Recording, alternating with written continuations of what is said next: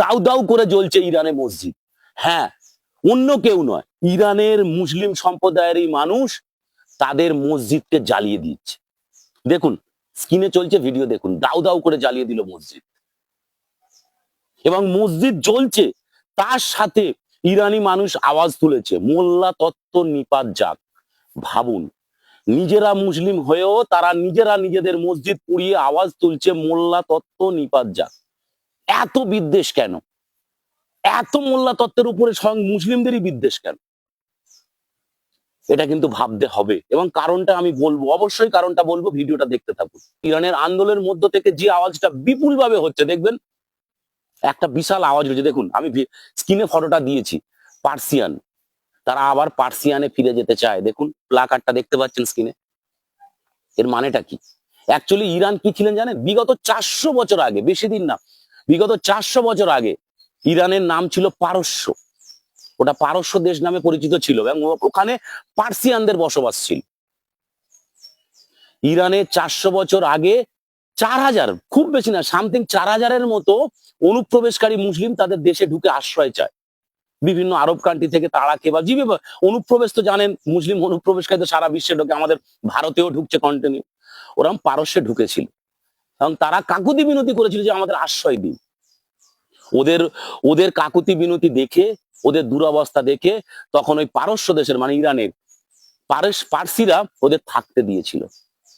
সেই 4000 লোক কখন কিভাবে তারা বিভিন্ন ভাবে জনসংখ্যার বিস্ফোরণ ঘটিয়ে দেয়, প্রচুর করে জনসংখ্যা নেয়, নিয়ে নিজেদের লোক সংখ্যা বাড়ায়, তারপরে ওরা ওই পার্সিদের উপরে অত্যাচার শুরু করে।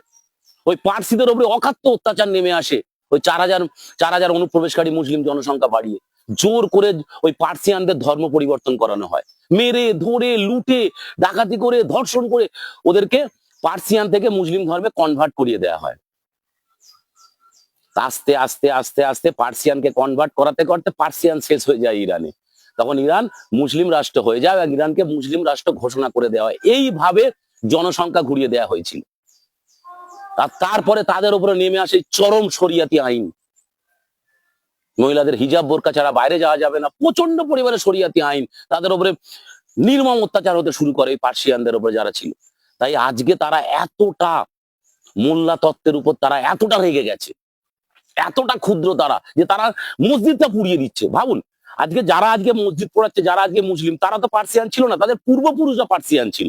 তারা তো, তার বাবা মা মুসলিম হয়ে গেছে, তারাও মুসলিম, কিন্তু তারপরেও তারা কিন্তু এতটা ক্ষুদ্র, তারা মসজিদ পুড়িয়ে দিয়ে বলছে মোল্লা তত্ত্ব তারা চায় না। আজকে আসল কারণ ইরান। আরেকটা ভিডিও যেটা সোশ্যাল মিডিয়ায় প্রচুর পরিমাণে ভাইরাল হয়েছে, একজন ইরানি মহিলা, তিনি হিজাব বোরখা খুলে দিয়ে ওদের যে প্রেসিডেন্ট খামেনি নাকি ইরানের, তার প্রতিচ্ছবিতে আগুন লাগিয়ে সিগারেট ধরাচ্ছে, দিয়ে প্রতিবাদ করছে। এর কারণটা কি? আজকে ইরানে এত গণবিস্ফোরণের কারণটা কি? যথাযথ কারণ আছে। আপনি জানেন ইরানে কি পরিমাণ শরিয়াত আইন চলে? একটা কারণ, ওখানে একজন মহিলায় গত কয়েক মাস আগে একটা মহিলা হিজাব পরে বেরিয়েছিলেন, ইরানি মহিলা, কোনো কারণে হিজাবের একটু প্রবলেম, মানে পড়ার সমস্যার জন্য কিছু 2-4টে চুলের চুল জাস্ট এখান থেকে মেয়েটার বেরিয়ে গেছিল, গালের উপরে পড়েছিল। সেই হিজাব থেকে 2-4টে চুল তার গালের উপরে বেরিয়ে থাকার জন্য সেই মহিলাকে পিটিয়ে পিটিয়ে মেরে দিয়েছে ইরানের উগ্র মৌলবাদীরা। স্বয়ং ইরানের প্রশাসন, পুলিশ মহিলাকে রাস্তায় ফেলে পিটিয়ে মেরে দেওয়া হয়েছে, যে হিজাব থেকে কেন চুল বাইরে এলো। ভাবতে পারেন এতটা কঠোর আইন কি করে মানুষ মানবে? এতটা জুলুম। সিগারেট খেলে যদি কোনো মহিলা সিগারেট খায় ইরানে, তার ব্যাপক শাস্তি আছে। হয় তাকে রাস্তায় লোক বেধড়ক মেরে মেরে পিটিয়ে মেরে ফেলে দেবে, না হলে তার অনেক বছর শাস্তি, জেল হতে পারে। সেই জন্য ইরানা মহিলা সিগারেট খেয়ে দেখাচ্ছে যে আমরা স্বাধীনভাবে খেতে চাই, কিছু মানি নাই। এতটা ক্ষুদ্র, তারা মসজিদ পুড়িয়ে দিয়ে বলছে মোল্লা তত্ত্ব তারা চায় না।